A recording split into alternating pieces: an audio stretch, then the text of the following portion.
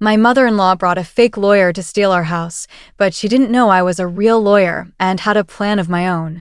I'm 35, male, and I've been a practicing lawyer for over a decade. I don't usually advertise what I do unless it's relevant, which has its perks. People assume I'm just another office worker until they step on my toes, and that's when they learn the hard way. This story is about my mother-in-law, who I'll call ML, and her outrageous attempt to steal my house using a fake lawyer. Spoiler alert, it didn't go well for her. To set the stage, my wife and I bought our house about 3 years ago. It's a modest but beautiful place, and we worked hard to save up for it. ML was less than thrilled when we moved in, mostly because she wanted us to live closer to her so she could help with everything. What she really meant, though, was that she wanted more control over our lives. She's always been the type who thrives on drama and manipulation, so I kept her at arm's length while my wife tried to maintain a polite relationship. Things were relatively calm until about 6 months ago when ML started dropping hints about her rights to the house. At first, I brushed it off, thinking she was just being her usual self. But then, out of nowhere, she announced that she and her lawyer would be coming over to discuss some paperwork. Paperwork for what? I asked, raising an eyebrow. She waved her hand dismissively. Oh, just some family stuff. Nothing to worry about. My gut told me otherwise.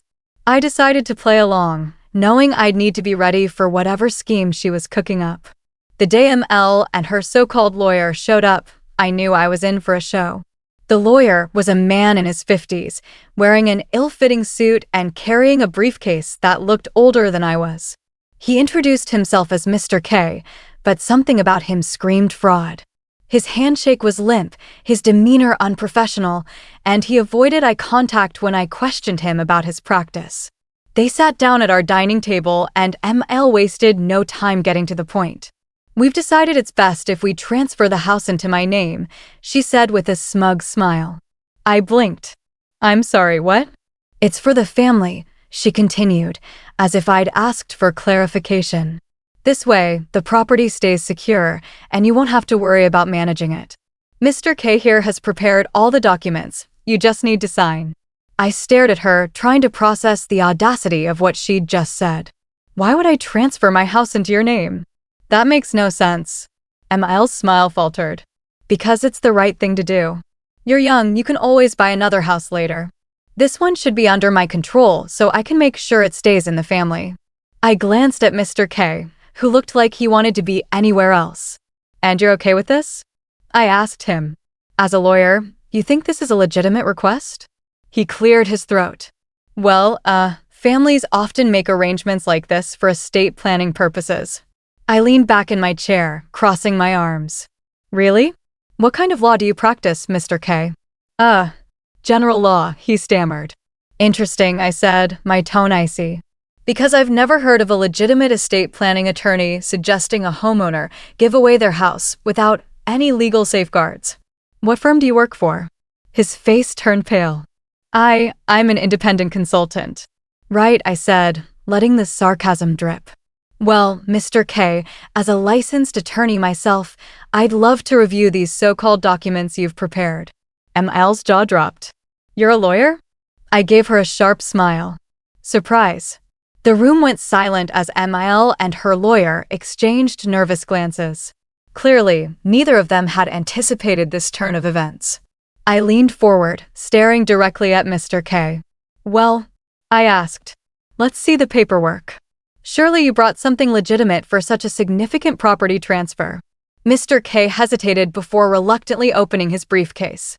He pulled out a stack of documents that looked hastily assembled, no letterhead, no official seals, and several glaring typos.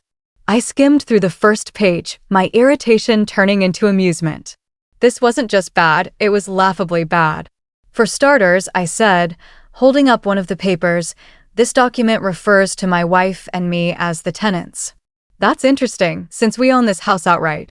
And here, I pointed to another section, you've included a clause about monthly rent payments, which is completely irrelevant to a property transfer. Mr. K shifted uncomfortably. ML, however, was doubling down. You're being difficult on purpose, she snapped. You know what this is about. It's a family arrangement. Stop nitpicking. Family arrangement, I repeated, raising an eyebrow.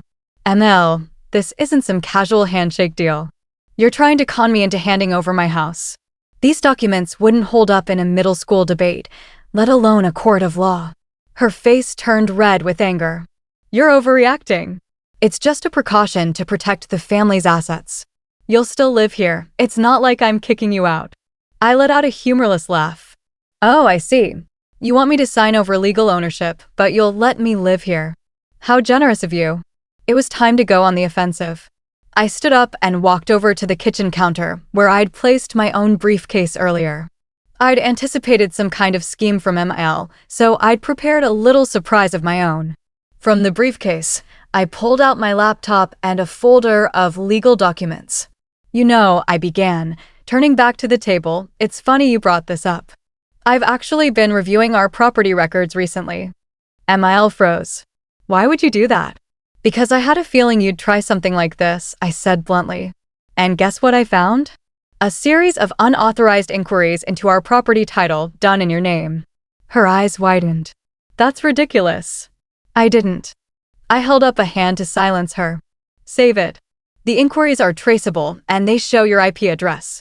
You've been trying to find loopholes to claim ownership for months.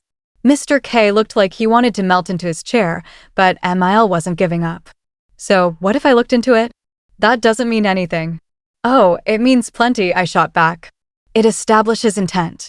And now, with these laughable documents you've brought today, you've just provided me with even more evidence of your scheme. The tension in the room was palpable. ML's mask of control was slipping, and for the first time, I saw panic in her eyes. She tried a new tactic, turning to my wife.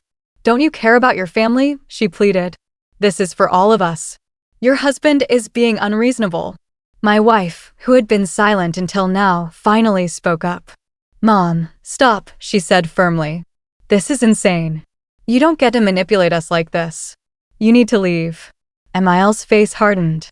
Fine. If you're going to side with him, then don't come crying to me when this all blows up in your faces. Her threat hung in the air, but I wasn't intimidated. If anything, her desperation only made me more determined to expose her scheme for what it was. As she stood to leave, I calmly stopped her. Hold on, I said, my tone cutting through the tension. We're not done here. You've crossed a line, and there are going to be consequences. She turned back to glare at me. Consequences for what? You have no proof I did anything illegal. I smiled, tapping my laptop. Actually, I do. Aside from the unauthorized title inquiries, I've also been keeping track of your attempts to forge documents. Did do? You think I wouldn't notice that? She spat. You've been emailing drafts of these fake contracts to Mr. K using your work email. Her face paled. That's private. You can't. I interrupted. Once you involve my property, it stopped being private. And if you want to argue that point, feel free. I'd love to bring this to court. Mr. K, clearly realizing he was out of his depth, mumbled something about needing to step outside and practically ran for the door. Emile, however, wasn't done. She leaned over the table, her voice low and venomous. You think you're so clever, she hissed, but this isn't over. Oh, it's very much over, I said, standing my ground. You've not only tried to defraud me, but also involved a fake lawyer and left a paper trail a mile long. Do you have any idea how much trouble you're in? She glared at me but didn't respond. I let the silence linger before delivering the final blow. I've already contacted the authorities, I said. The title inquiries alone could be grounds for criminal charges, but I'm willing to settle this quietly if you drop your nonsense and stay out of our lives. Otherwise, I'll make sure this goes on your permanent record. Emile didn't say another word as she stormed out of the house. My wife and I sat in silence for a moment, the tension slowly dissipating. Finally, she turned to me. I'm so sorry, she said quietly. I knew Mom was difficult, but I didn't think she'd go this far. It's not your fault, I said, squeezing her hand, but we need to set boundaries. She's not going to stop unless we make it clear that this kind of behavior won't be tolerated. Over the next few weeks, I followed through on my plan to protect our property. I filed a formal complaint with the State Bar Association against Mr. K, exposing him as a fraud. He quickly disappeared from the picture, likely to avoid further legal trouble. I also worked with a title protection service to ensure Emil couldn't make any future claims on our house. And, unsurprisingly, Emil tried to retaliate. She spread rumors among family members, claiming I was destroying the family and turning my wife against her. Most of them saw through her lies, but a few called to ask what was going on. I calmly explained the situation, and once they heard the full story, they were firmly on our side.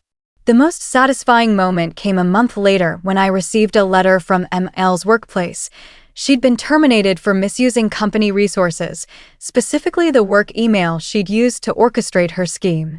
Apparently, one of her coworkers had reported her after catching wind of what she was doing. When I told my wife, she sighed and shook her head. She brought this on herself, she said. Maybe now she'll finally learn. Emil's downfall didn't end with her job loss. After her termination, word got out among the extended family about what she had tried to pull. Many of them, especially those who had already been burned by her manipulative ways, began distancing themselves. She went from being the self-proclaimed matriarch to a pariah almost overnight. Still, she didn't go quietly. She tried one last desperate move, filing a bogus lawsuit claiming she had contributed financially to our house and therefore had a stake in it. The irony of her baseless claim wasn't lost on me. It was so poorly constructed that even my lawyer laughed when he saw it. "Do you want to handle this yourself?" my lawyer asked, clearly amused. "Oh, absolutely," I replied. "This one's personal." When the court date arrived, Emil strutted in with a new lawyer who was slightly more polished than Mr. K, but still unremarkable. I represented myself, confident that the evidence I'd gathered would dismantle her argument. As the session began, her lawyer repeated her fabricated story about her supposed financial contributions, but it quickly fell apart under scrutiny. "Do you have any receipts, bank statements, or contracts proving these contributions?" I asked, cross-examining her in front of the judge. "Am I?" she stammered. "I didn't think I'd need to keep records. It was all verbal agreements." "Verbal agreements?" I repeated, my tone dripping with skepticism. "So you're asking the court to believe that you contributed to a six-figure property purchase without a single piece of evidence? Interesting." The judge didn't look impressed. "Ms. Last name, without tangible proof, your claim holds no merit. Do you have anything else to present?" Her lawyer scrambled to salvage the case, but it was futile. I then presented my own evidence, the unauthorized title inquiries, the fraudulent documents she'd tried to use, and the restraining order that had been issued against her just weeks earlier. By the time I finished, ML was squirming in her seat. The judge delivered a swift ruling, her lawsuit was dismissed, and she was ordered to pay my legal fees.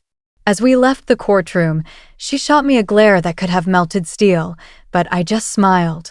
Justice had been served. In the weeks that followed, ML retreated into obscurity. Without her job or family support, she had no leverage left.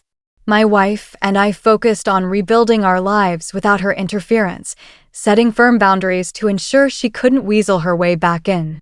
Occasionally, I'd hear through the grapevine that Emil was complaining about how I ruined her life, but I didn't care. She'd tried to steal from us, manipulate us, and destroy our trust, and she'd gotten exactly what she deserved. Looking back, I'm grateful for how everything played out. While Emil's antics were stressful, they reminded me of the importance of standing up for what's right and protecting the people you love. My wife and I came out the stronger, and our house, our home, is now a symbol of everything we've overcome together. So, to anyone out there dealing with entitled in-laws or manipulative family members, take it from me, don't back down. People like that thrive on intimidation, but they crumble when faced with facts and resolve. And if you enjoyed this story, hit that subscribe button. The next one might just involve another showdown with an equally audacious villain. Stay tuned.